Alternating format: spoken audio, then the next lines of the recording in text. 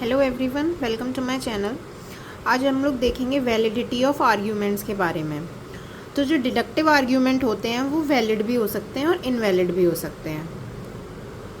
अगर premises true है और कंक्लूजन भी ट्रू है तो इसको हम एक वैलिड आर्ग्यूमेंट कहते हैं।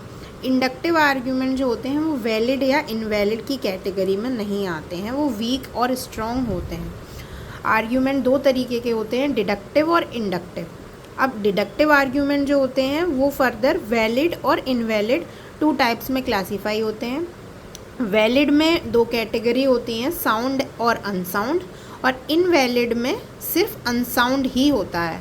ऐसे ही इंडक्टिव आर्ग्यूमेंट जो होते हैं वो स्ट्रॉन्ग और वीक होते हैं। स्ट्रॉन्ग में दो कैटेगरीज होती हैं फर्दर, कोजेंट एंड अनकोजेंट, और वीक इंडक्टिव आर्ग्यूमेंट्स जो होते हैं वो अनकोजेंट ही होते हैं। अब डिडक्टिव आर्ग्यूमेंट जो है, जो कि वैलिड है और साउंड है, उसमें क्या होता है कि प्रेमाइस 1 भी ट्रू है, प्रेमाइस 2 भी ट्रू है और कंक्लूजन भी ट्रू है। ऐसे डिडक्टिव आर्ग्यूमेंट्स वैलिड और साउंड कहलाते हैं। अब वहीं वैलिड और अनसाउंड कौन से होते हैं? जिसमें कि प्रेमाइस 1 ट्रू है, प्रेमाइस 2 फॉल्स है। अब कंक्लूजन जो है वो ट्रू भी हो सकता है और फॉल्स भी हो सकता है।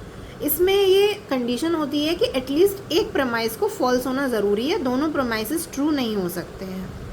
इसका एग्जांपल है जैसे Ishika has a white car, ये ट्रू है। All BMW cars are white, ऐसा तो नहीं है ना, तो ये फॉल्स हो गया। तो Ishika is having a BMW car, ये ट्रू भी हो सकता है, फॉल्स भी हो सकता है, may be true may be false. अब डिडक्टिव, इनवैलिड और अनसाउंड आर्ग्यूमेंट्स की बात करते हैं। इसमें क्या होता है कि प्रेमाइस 1 ट्रू है, प्रेमाइस 2 ट्रू है, बट कंक्लूजन जो है वो फॉल्स है। क्यों? और ऐसा नहीं हो सकता है कि प्रेमाइसिस ट्रू हो और कंक्लूजन फॉल्स हो।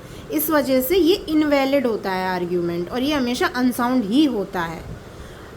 अगर सारे जो प्रेमाइस 1, प्रेमाइस 2 और कंक्लूजन सभी फॉल्स हैं, या प्रेमाइस 1, प्रेमाइस 2 फॉल्स है और कंक्लूजन ट्रू है, ये सारी ही conditions deductive, invalid, unsound argument में आती हैं। मतलब जो ऊपर हमने जो दो कैटेगरीज पढ़ी थी उसके अलावा बाकी जितनी भी कंडीशंस हैं वो सारी डिडक्टिव, इनवैलिड और अनसाउंड कहलाती हैं।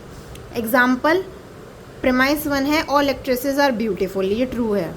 According to her mother she is beautiful, ये ट्रू है। तो शी इज़ एन एक्ट्रेस, ये तो फॉल्स हो गया ना। तो प्रेमाइस 1, प्रेमाइस 2 दोनों ही ट्रू हैं, बट फिर भी जो कंक्लूजन है यहाँ पे ये फॉल्स है। तो इस वजह से ये इनवैलिड डिडक्टिव आर्ग्यूमेंट्स कहलाते हैं। आई होप आपको समझ में आया होगा। Thank you so much. Next video में हम लोग इंडक्टिव आर्ग्यूमेंट्स के बारे में देखेंगे।